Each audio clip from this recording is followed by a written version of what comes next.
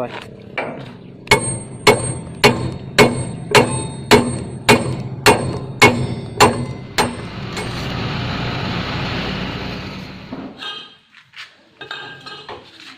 Anh em tháo ti phất bê tông kiểu mới đây. Toát hết cả mồ hôi rồi.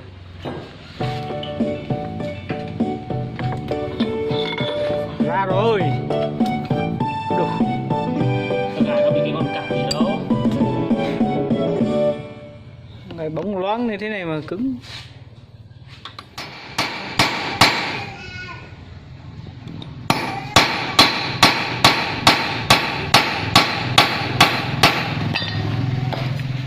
Cái gì mẹ. Được. Chắc được. Đủ ma phải tôi biết. Đây đây đây. Tôi biết. Mà vẫn ốc cháy hết mẹ rèn ở trong đâu nhỉ? Cái này đây. Thấy rèn à? Nó ra phải rồi. Cái đâu sao? Nó phải cháy rèn kiểu này. Mình vặn vào. Đợt nát hết rèn nhỉ. Thế mà nó không ra. Trong này mấy cái cơ? Hai cái.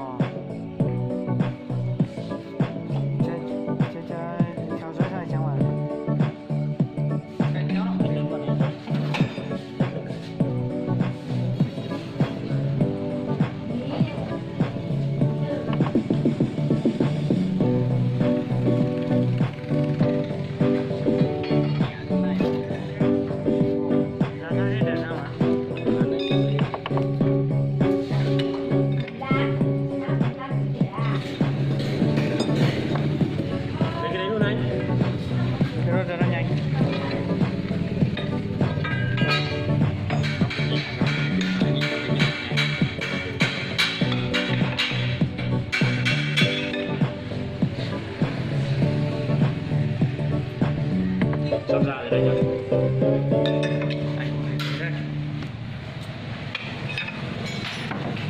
Ra hết rồi đấy. Không hư ga đâu anh. Nó rít như thế đấy, không hư ga đâu. Em nó đổ keo. Không biết, xịn.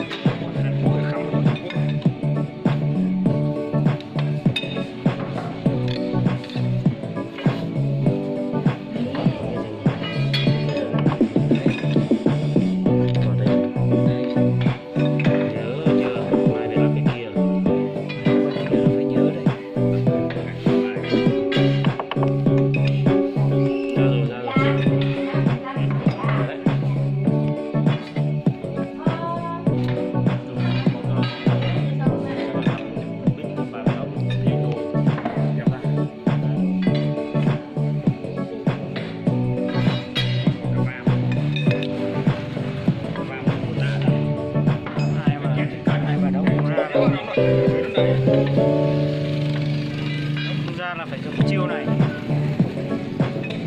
Chiêu này, chiêu con nào dùng đi. Cơ giới nặng đấy. Cơ giới nặng. Chiêu này là chiêu đánh độc.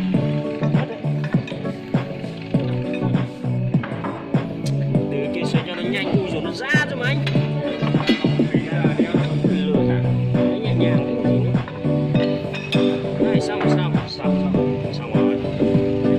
Chết rồi. Không hư một cái gì luôn anh à. Thích thế đấy. Nó là phải vít như vậy đấy. Chân nữ đấy. Phải đùa đâu. Từ. Đấy là cho anh Phổ đứng đây cái này luôn đi.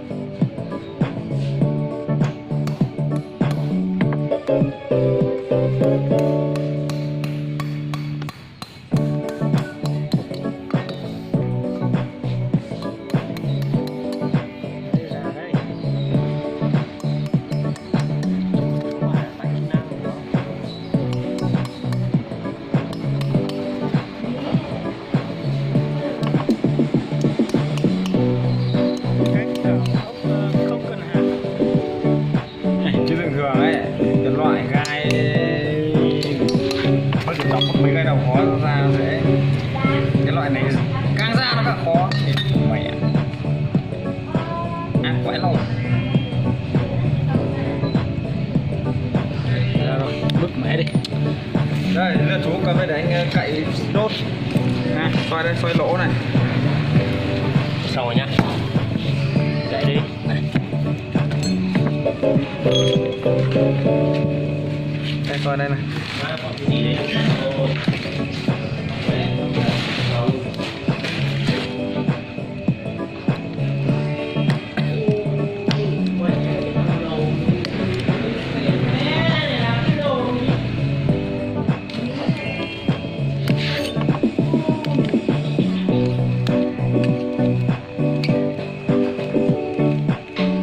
Kiểu này chắc mày này đuổi nghề thế vậy. Nghề một cái.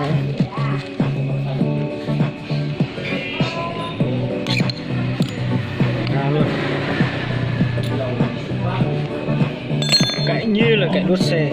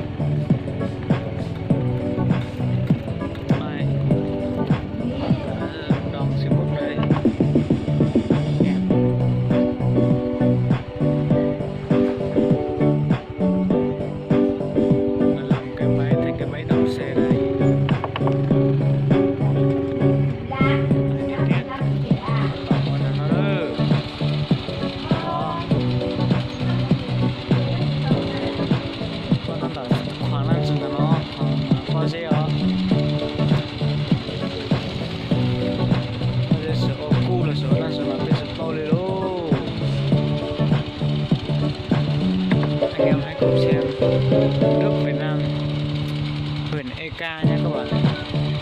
Đây, cái đồi núi này cày hết như thế này đây, múc hết, phá hết như thế này đây để làm cái đợt.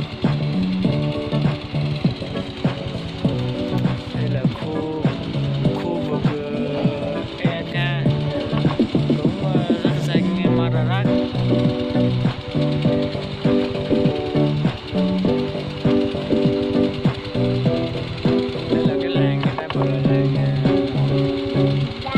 Nrug.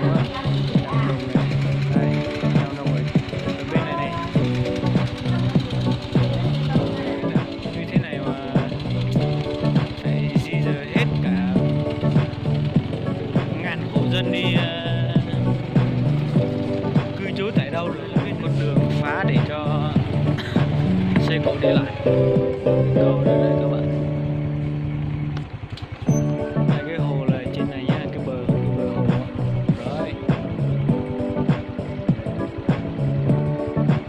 Phía bên cái nhà xây kìa. Đây là con cầu nha các bạn.